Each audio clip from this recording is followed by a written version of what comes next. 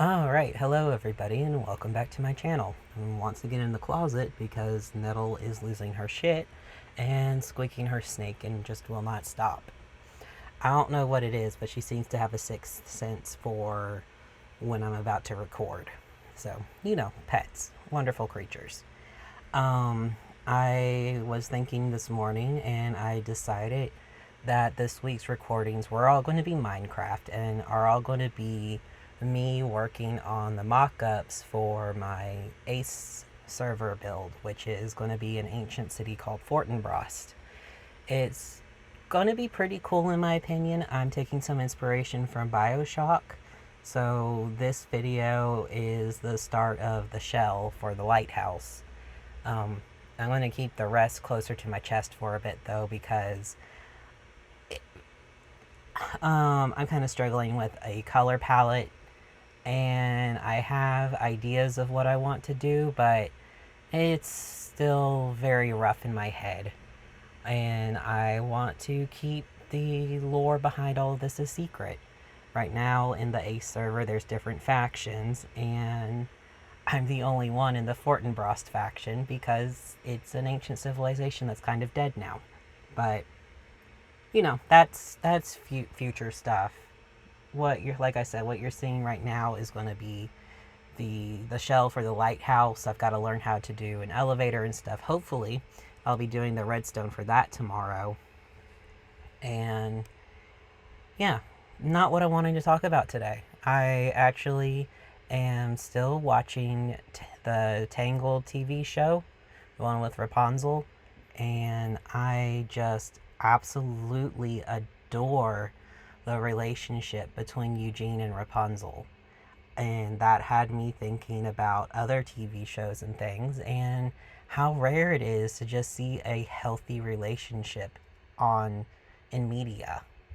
Because like you've got the YouTubers, and for the most part it seems the healthiest relationships with the YouTubers are if one of them is just not on the screen, or at least started off not on the screen, like simply no logical.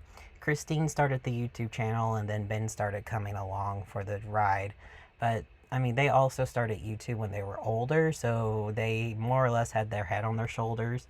And you've got people like Logan Paul and stuff, and they are insane, for a lack of any other word. I realize that's a bit crude and rude of me to say, but I don't really understand why he is popular to begin with. I'm slowly starting to learn about the former Vine stars that have gone over to YouTube since Vine died, and he is still a mystery to me, and I'm pretty sure a mystery to most people. But you know what? At least he's not showing any more dead bodies on camera. God. Okay, let's get off of him. So, Eugene and Rapunzel. If you remember the movie, which I hope you do, because, I mean, Disney is taking over the world, and one day we're going to be tested on how well we remember their media. They kind of balance each other out, with Rapunzel's needing to learn everything and her boundless optimism, and Eugene, or Flynn in the movie, having much more cynicism and not believing in things that he can't see and kind of being a cute idiot. Like, he's really, really clever when it comes to the being a thief stuff, but he's an idiot. He's a himbo. I remember they talked about, like, they got a bunch of women that worked at Disney together to get all the qualities that made a man attractive. And the fact that they made a handsome himbo is just perfect. Love it. Love it for them. But when I started watching the series, I expected to see a lot of like relationship drama, because we know that Eugene asked several times if Rapunzel wanted to marry him, and she would say no. So I expected that to pop up at some point. And it does. Apparently, Eugene did ask her to marry him the night of her coronation, which was a big oof. You don't just spring that on a woman, especially with something that huge coming up. And then he tries asking her again later. And it's interesting because you can actually see him struggling with it because apparently in this universe, if you get married, you have to then settle down and not go on adventures, which makes no sense to me. I don't see why they can't marry and then continue on adventures and following destiny and stuff. Maybe Rapunzel thought that with whatever the end destination was, not knowing what her fate would be, if she married, then she would have a far too compelling reason not to go through with whatever fate ordained. But Eugene is just like stricken with it. He wants to marry her. Of course, Rapunzel wants to marry him. And this is like a year in the future, too, from the movie. Maybe even 2 years. They've been traveling a while. Um, but it's good stuff.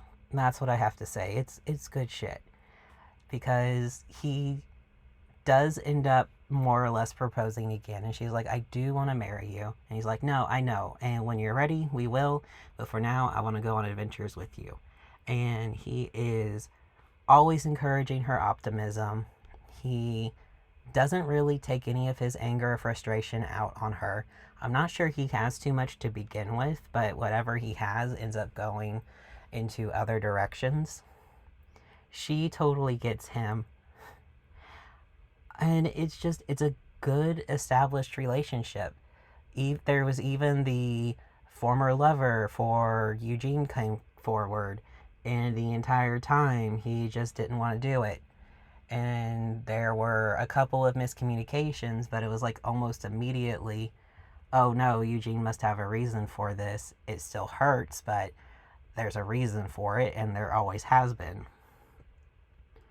And comparing that to the other thing I've been binge watching with Briar, it's more of a rewatch for me, but first time for them. It's Lucifer, the TV show that got canceled on Fox or wherever, and then Netflix picked it up. And Lucifer being based off of Neil Gaiman's work.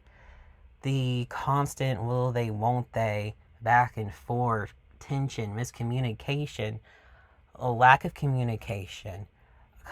It's so frustrating. It's exhausting. I don't know how people have done that. So comparing the two, I'm realizing that I really am not a will they, won't they sort of person. I like having the relationships be established, them being stable, them working on their communication. And maybe that's just because that's what I like in real life too. I just like having actual proper communication.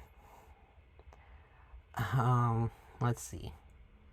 Thinking about other relationships in media, there's other stuff where the relationship isn't the primary focus. So like Harry Potter, Hermione and Ron. I am one of the people who really like the original ship. And yes, I know Rowling has come out and said that she would have paired Hermione with Harry if she had gone back and thought about it. But in my mind, that is bullshit. Let's just ignore everything she says because she is a TERF and also wrong. Hermione and Ron do really well on balancing each other out, in my opinion. So the stuff in the Cursed Child also doesn't exist. We are ignoring it. Their things, I mean, there was some trouble with communication and stuff too, but it always came across as something that built their relationship together over the years and not just a will they, won't they plot device. And I think it works there because their romantic relationship wasn't the foundation of a significant part of the media, of the books or the movies. It was a part, just like romantic love is a part of people's lives for the most part. We're not talking about aromantic people here. I apologize to aro people, but I really struggle in seeing that part of life. And I don't know if it's just because like I haven't gotten super familiar with it yet, or if because my understanding of love is a little bit off due to my own asexuality. Like, my ideal date is for us to hang out together. Briar is hanging out doing their drawings.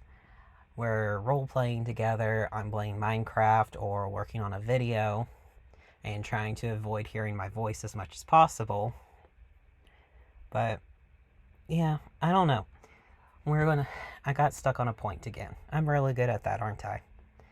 The the the gist of what I'm trying to say is, it feels like when you make the romantic subplot be such a big will they won't they part, I end up losing a lot of interest. Even romance books, I get really, really bored because, say, I don't know.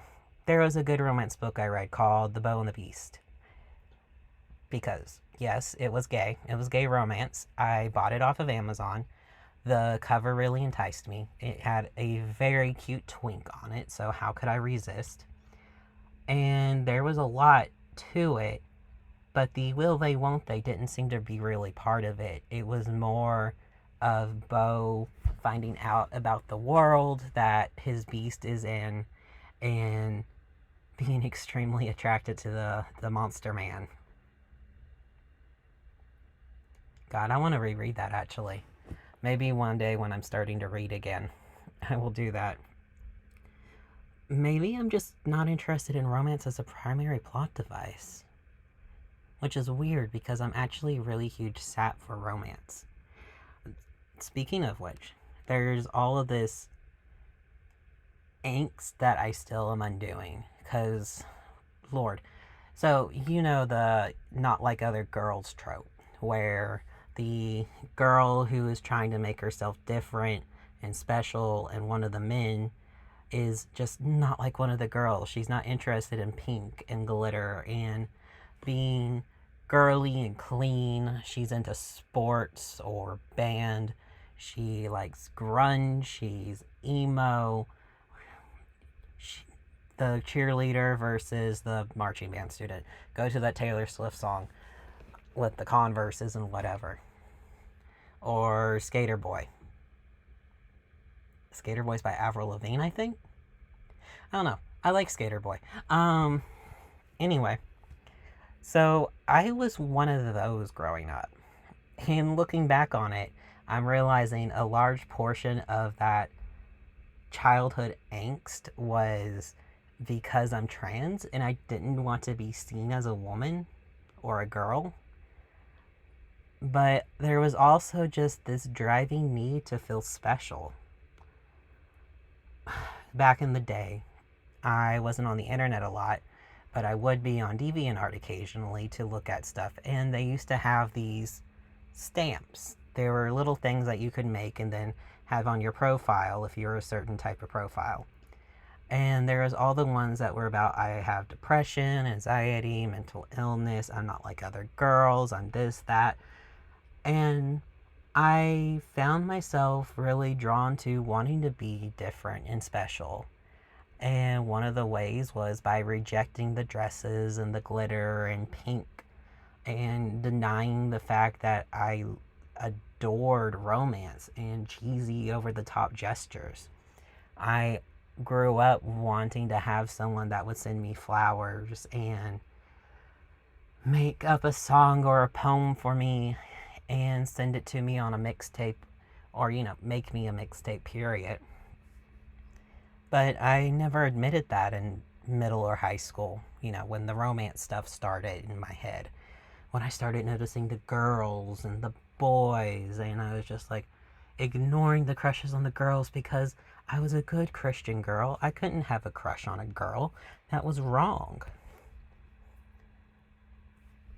Never mind the fact that I roleplayed sex with one of my crushes who happened to be a girl, and I didn't do anything with a boy until I was in college, but who's judging?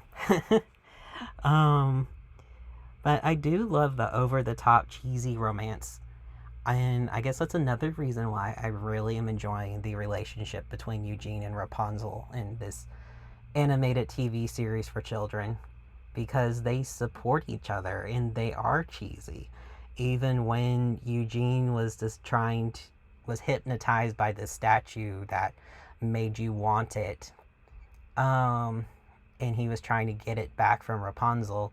He was like, okay, here's what I'm going to do. I'm going to take her out on a fantastic date, and just picks her a bouquet of flowers and like fixes his hair and goes up. And of course, it falls apart immediately because, of course, it does. Rapunzel's smarter than that. She knew that he was going to try and trick her. And it didn't help that everyone else was trying to trick her at the same time, but it was cute. And I loved those types of gestures. Um, I guess this is a good moment of getting it off of my chest that I like romance. I like that sort of things. I had a bedroom that was pink and I picked the color. And I picked it because I liked it, not because I was trying to fit in as a girl. And I love using glitter. And I want to be as good of a partner as Eugene is to Rapunzel, so I guess those are my thoughts for the day. I'm not done with Tangled yet, the Tangled series. I'm going to be keep watching it actually. I think I'm on the final season. I'm a little annoyed with people who have reviewed Tangled and been like, oh, the last villain doesn't work versus this, and it's just like, I mean, yeah, it's weaker, but she had about as much build-up as the first guy, to be honest, maybe even a little bit more. But yeah, no, I'm really enjoying the series so far, and I love the artwork, so I'll probably talk more about it with spoilers and everything once I'm through. Which, at the rate I'm going, is going to be tomorrow or Wednesday, so who knows? Hopefully my depression lifts and I'm going to be able to do some more stuff tomorrow as well, because today's been kind of a crapshoot. I've cleaned the kitchen, and that's about it. I'm going to try and do something else after I get this uploaded, so we'll see. But yeah, you guys have a great day. I'm enjoying this series, and stay hydrated. I got some water out there. I'm going to drink it because popcorn dries my throat out with how salty I like it to be. And I will see y'all tomorrow. Bye.